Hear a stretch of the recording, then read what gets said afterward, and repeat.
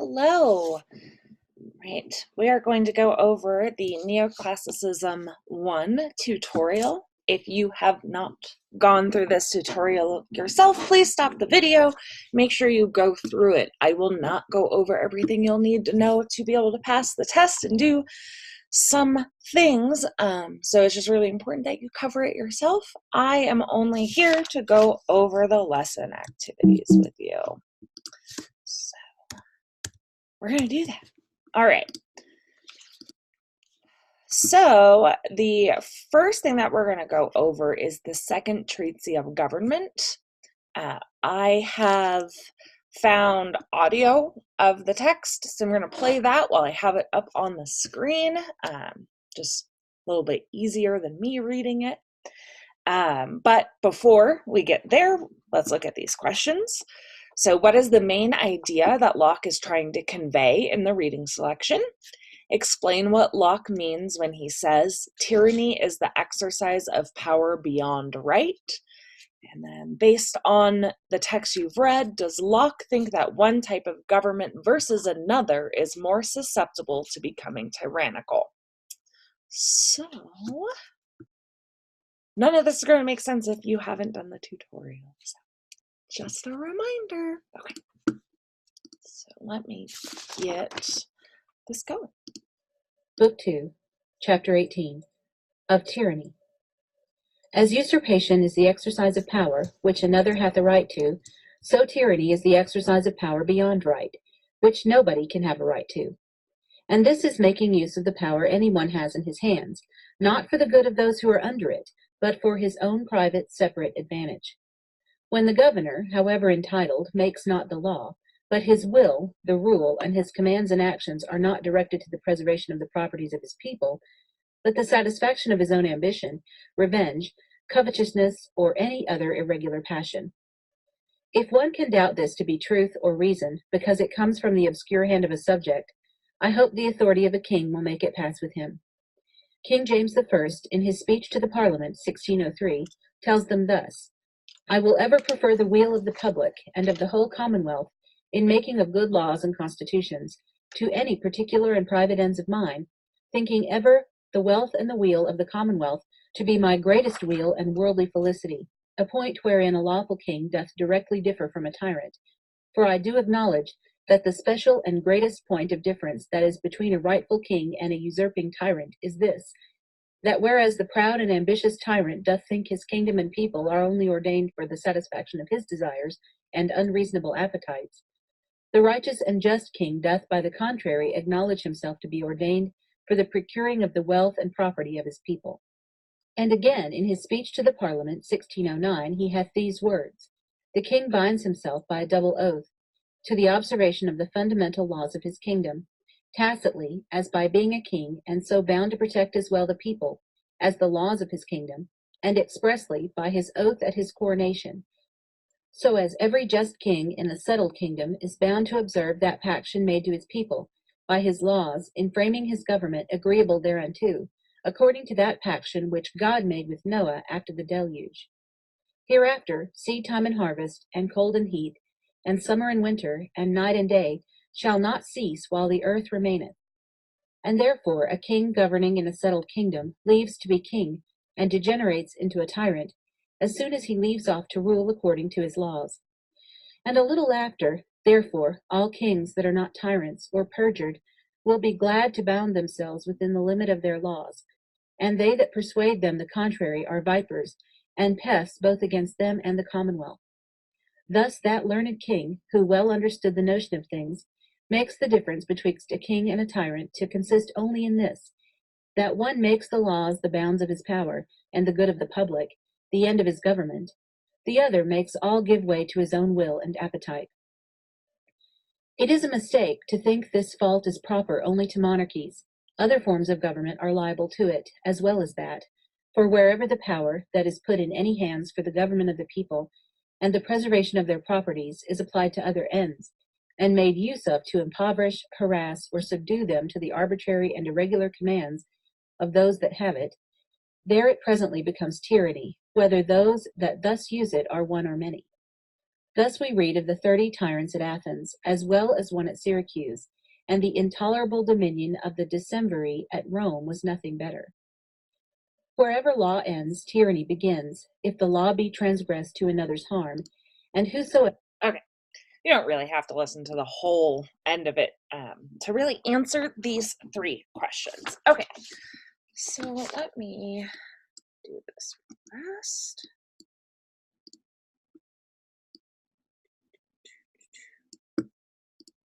Okay, cool. Okay, so what's the main idea? Well, basically the purpose of this is he's trying to explain what tyranny is and how tyranny comes to be, and that it is the duty of the public to not allow tyranny to exist. That's really what this whole thing is about. It's like, this is what tyranny is, this is how you get to tyranny, and we shouldn't put up with it. That's the main idea here. So explain what Locke means when he says tyranny is the exercise of power beyond right. Let me find it. I thought I knew exactly where it was.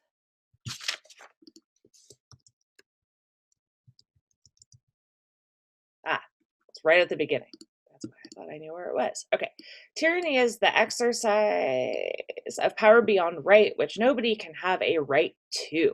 And this is making use of the power anyone has in his hands, not for the good of those who are under it, but for his own private, separate advantage. Man, that sounds relevant. Okay, so he is basically saying that government becomes tyrannical when they try to be above the law, by using that power beyond what rights are given by law.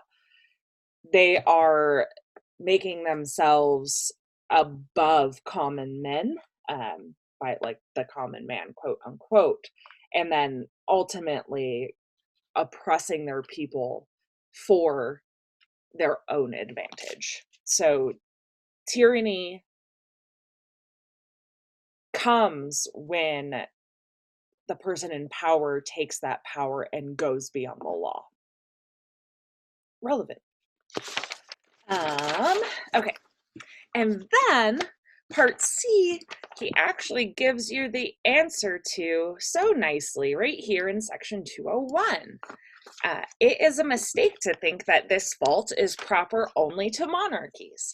Other forms of government are liable to it as well as that. So he basically says any form of government is susceptible to becoming tyrannical if the power is put into the hands of the wrong people that choose to use that power over their subjects.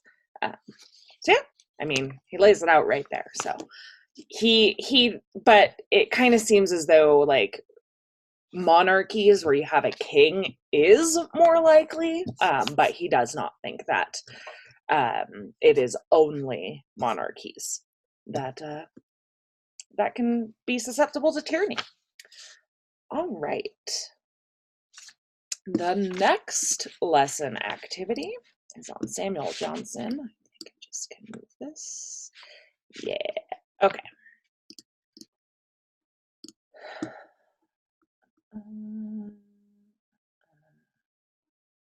Okay. So we're going to read an excerpt from the Dictionary of the English Language. So who do you think his intended audience is? What do you think his perspective is on change in the English language? Does he think it's good or bad? Does he think it should be stopped? Cite evidence. And according to Johnson, what are the causes of change in language? Okay. This isn't too long, but my throat, I skipped over part. My throat's a little sore, so I'm not going to read through the whole thing, but I have answers here and I have some bits where I can hopefully find where I'm looking for them all. Okay, So, who do you think Johnson's intended audience is for? So, first off, if we're talking about a book called A Dictionary of the English Language, it's going to be probably educated people who can read. That's really important because, I mean, if this was written in the 1700s, not everyone could read. So let's see. So his intended audience is his fellow countrymen. So, right, people also living in America or wherever, actually, I think he was living in England, and speaking English. So let's see if I can find where I have this. Okay, here we go. Okay, so he says, in hope of giving longevity to that which its own nature forbids to be immortal, I have devoted this book, the labor of years, to the honor of my country, that we may no longer yield the palm of philology without a contest to the nations of the continent. So basically, yeah, it's intended for other people who are into words. So like other philosophers, other people who are like into the written word. And so he starts naming off like important people that he hopes will benefit from his work. He talks about, throughout this whole thing, he talks about like all of these different people and academic work and anything about standardizing the English language. So that's really yeah, that's his intended audience, basically, is other well-educated English-speaking people who are interested in preserving the English language. Okay, so he doesn't like that language is changing. So this is kind of where we get an idea about this. So one of the things, if you've gone through the tutorial, there's a French like book that basically says, this is the French language, this is how it is, we don't change it. And that's not to say like slang and things, but as far as like grammatical structures and there's a whole bunch of fun words that deal with linguistics I won't go into, but they basically, like, France has a set of that. And so he thinks that that this would be the best thing. So here we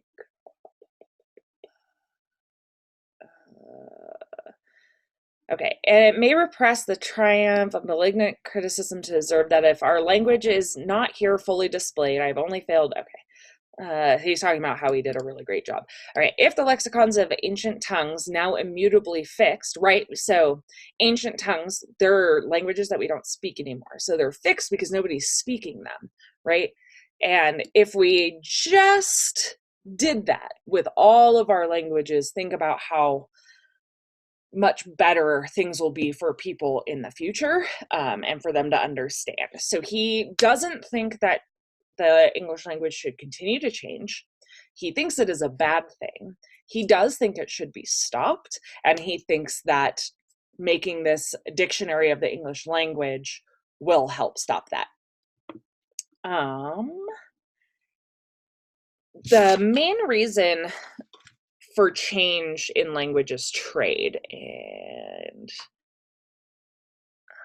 I know it's in here.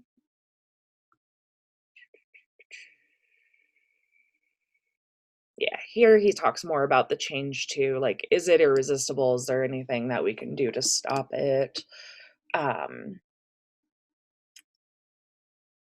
There's another alternation. Here we go. Okay, so yeah, basically he's just talking about how, like, when you're traveling and there's all this trade going on, words start to change because people are learning from each other. They're, people that didn't speak a language will start learning it. They might not understand all of the cultural things that go on. There's a mixture of languages, and then that starts to blend into the original language, and he thinks that that's bad, and it's actually really prevalent in the English language. We use a lot of phrases that come from other languages. I don't think he'd be mad about like stuff from French, like déjà vu and things like that, but it does come up.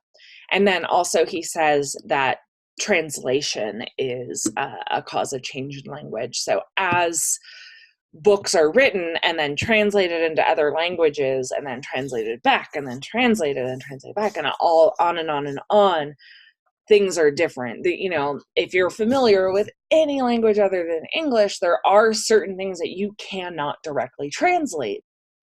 And so by continuously translating things back and forth, things are going to change.